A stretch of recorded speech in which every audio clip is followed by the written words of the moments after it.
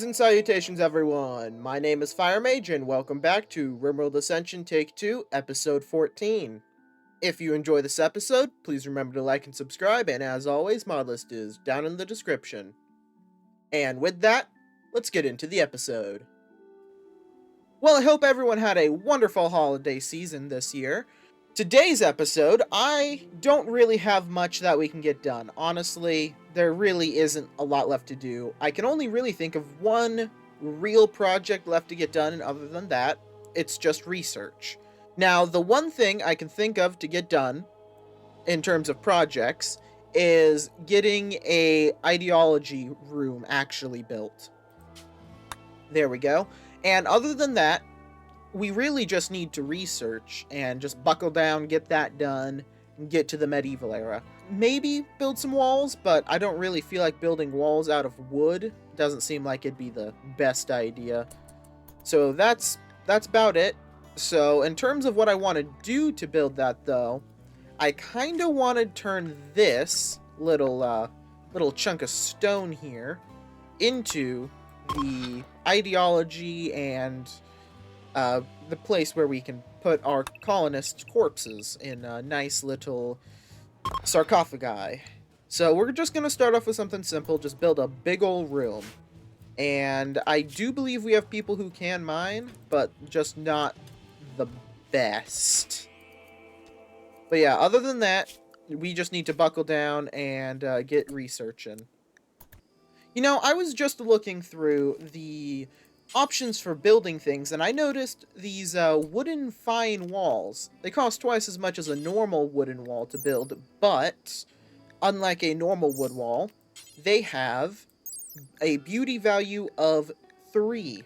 Now, the way the attractiveness of a guest room is calculated, I believe, is partially due to the beauty modifier. So, one thing I think we can do to potentially increase the effectiveness of this is to go ahead and replace the walls with these nice fine wood walls. Get us a little bit of extra profit there. And I wonder if there's anything in the floors. There is. And this gives us a beauty value of 3 as well. So we're going to go ahead and set that up as well. So that's just another little thing that'll be happening in the background, but that should hopefully increase the attractiveness of the rooms, getting us just a little bit more money.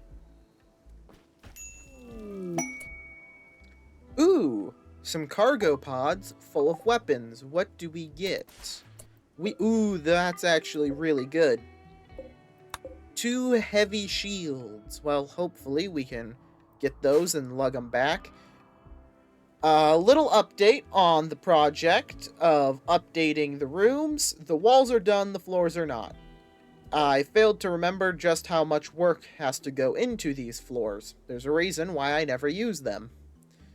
They take 84 work in order to build, which, if compared to the standard wood floor, which has a work of a lot less, I'm pretty sure. 2, yeah. Ooh, a quest. Hopeless Vagabonds. What do they want? Let's see. Consisting of Anarchist and 4 children. Okay, well, we're running a bit low on food right now, but that does sound like some extra hands. They want to stay for 17 days. Yeah, sure, why not? Let them come and stay. It's the spring, so I'm not too worried about running out of resources, but that does mean that we are now going to have to go and hunt down pretty much everything on the map in order to feed all these new mouths. A bunch of kids too, so they won't really be able to do a whole lot. Let's see. Yeah. Alright, well, what is Anarchist here good at? Not a lot. Okay. I think we'll just put Anarchist onto research. And guess the kids can help haul things and clean things. That's what, 5 more mouths we now have to feed? That's a lot. That's a lot of people. You know, actually, that gives me an excuse to set up another farm. Now that I'm thinking about it, that is the perfect excuse to put a farm right here. And this one, because we need food now, can grow some rice. Perfect. I was looking for an excuse to build another farm, and I finally have it. Oh, and Anarchist is immediately going on food binge. Of course. Ah, they don't like the fact that I have a slave. That is going to be a problem. It's a -20. What is their ideology, actually? Oh, it's all about emancipation. Okay. Interesting. Very interesting. Unfortunately, fur cannot even be recruited, so the best we could do is arrest them. Which, I mean, wouldn't necessarily be a bad thing, considering fur is only capable of crafting, and we don't really have a lot of crafting that needs to be done. So you know what? That's what we're going to do. Go ahead, arrest fur, so that we don't have to worry about these guys having that massive mood penalty. And then we can just use fur to just practice our social skills on. Alright, well, we are now officially out of food reserves, and we only have 20 meals left. Not ideal. I can think of a couple of things we can do. But apparently another Cerulean tree has sprouted. Let's go ahead and harvest that. Our current one is not really doing a whole lot yet. Probably because Coog never actually bothered to set the Dryad cast. There we go. Anyway, as I was saying earlier, since we're running low on food, why don't we go ahead and get rid of some of the ridiculous amount of geese we have? And by some, I mean most. Let's keep exactly one male and one female. Get rid of the rest. That should provide us with a good amount of food. And with 5 extra mouths to feed, we should probably go up to about 50 meals. I think kids also eat a bit more, so need to account for that in our production. And the cocoa research has finally been finished. So what will we be doing next? Stone cutting. I was going to do smithing originally, but I'm going to go with stone cutting because it takes less time and, well, this is the main reason I want to do stone cutting. I have so many chunks that are just lying around and I want to get rid of them. So, going to research stone cutting, get that done. That should be enough to push us into the medieval era, but if it doesn't, then smithing will be the next one after that. I mean, it's going to be the next one either way, so. You know what? Let's actually also go ahead and do a nice collective party. It said the expected rating was, I believe it said around 100%, so should be good. Oh, and a bunch of our goats just got the flu. Lovely. Well, we can deal with that in a minute. And there we go. It was beautiful, giving everyone who participated a nice little +6. And an eldest caretaker named Loco wants to join the colony. Sure, why not? Hello, Loco. What are you capable of, good sir? You're 17 years old. Social, medical. Oh, I like that. You are staggeringly ugly, though. But you are kind. Very interesting.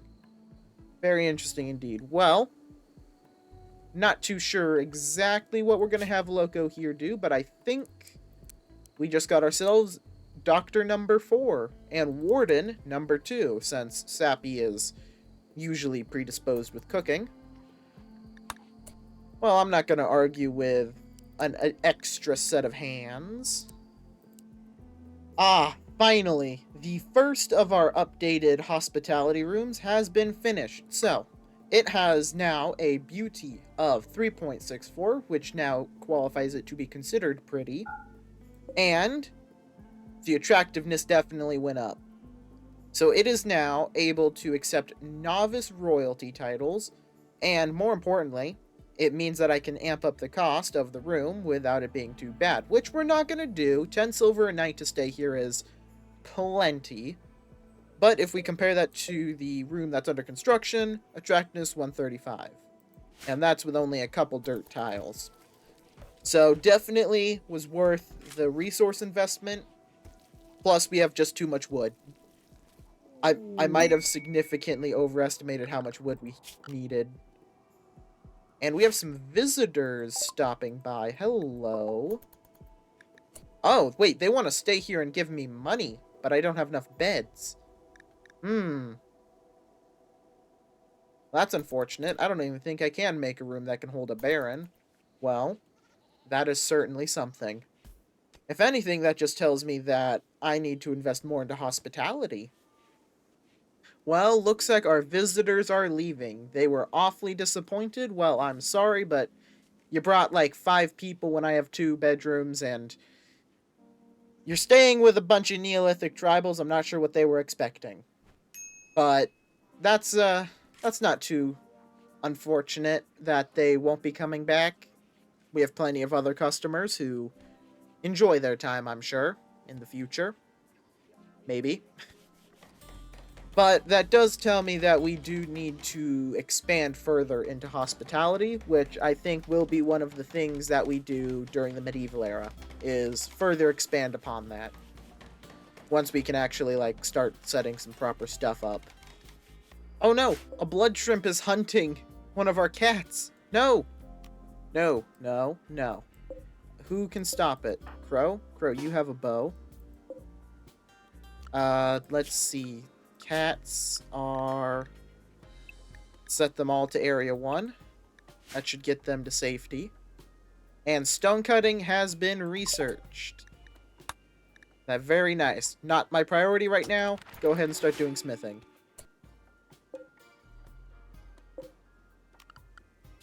Why is that cat not going into the room? Oh, because I didn't set it to. Alright. We gotta take down this thing trying to kill my cats. Successfully killing my cat. Lovely. Well, that's one cat gone. Luckily, it wasn't one of the named ones, but that does now mean that is a genuine concern that we need to deal with. Is that blood shrimp. So here's what we're gonna do. I'm gonna go ahead. I'm going to grab everyone who is capable of violence. Everyone is going to come out here, and we are going to obliterate that shrimp. We're going to even do a combat command so we can shoot faster. Melee folks, don't rush the scary shrimp. Did it tink? Oh no, it tinked. That's not good. Okay. Start running. The big scary bladed shrimp is charging us. Oh. And it's down. Not so big and scary now. It's just a shame we couldn't do that before it obliterated Norwegian Forest Cat number 2. But now we can go ahead and eat both of them. And there's our negative event for the episode, a heat wave. Well, luckily for us, I already have everything set up to deal with it. For the most part. One of the big things we can do is turn off the majority of the torches. Ooh. And white just gained a Psylink level. Very nice. So, that means we can finally get regrow limbs. Most excellent. So, let's see. That takes a lot more power than she currently has. Takes 70%.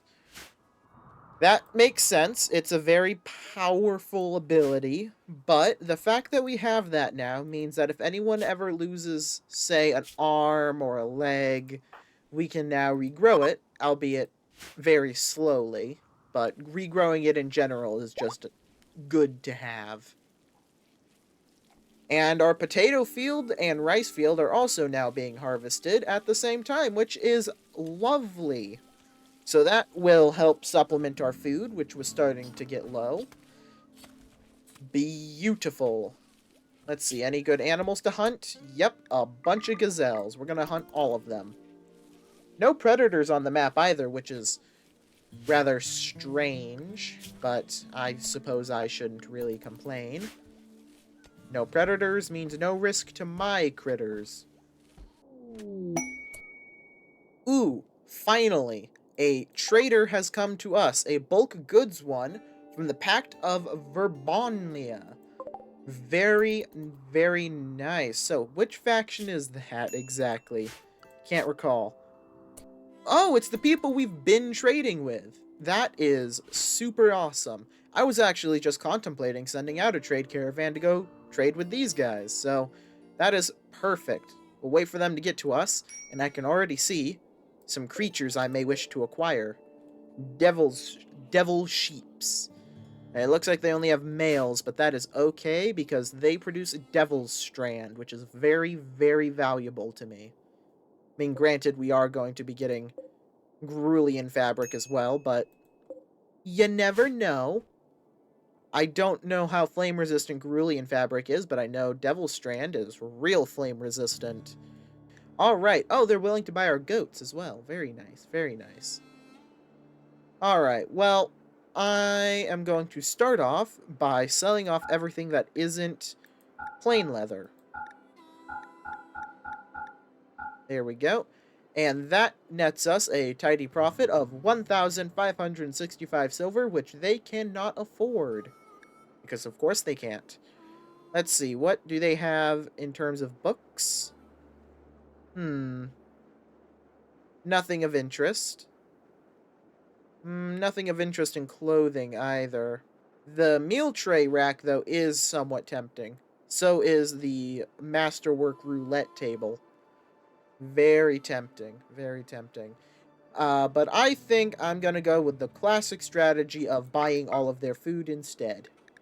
And let's see, so we still are making a profit of 605, but I think I want to max that out as much as we can, as well as buy their steel. So, in that case, we will have to sell off all of our plain leather, and we will still net a profit of 1,004 silver. I'd say that's pretty good. Get a bunch of food, a bunch of steel, bunch of silver. Only problem with all that silver is once we hit the medieval era, it's probably gonna bite us. Ooh, some mad boomalopes are coming for us. How many of them? 4? I think we can handle 4 mad boomalopes. Shouldn't be too terribly difficult. Presuming that they are going... No, they're splitting up. Oh. That's not good. In that case, we will send these 3 down to protect the boat. Make sure they don't try to cross down here. We don't want them to blow up on our side of the river. We want them to blow up over there. Minimize the potential spread of fire. It looks like they're going to be coming through right here. Let's go ahead and line up. Start taking them down. And over here. Yep. They are already being bombarded.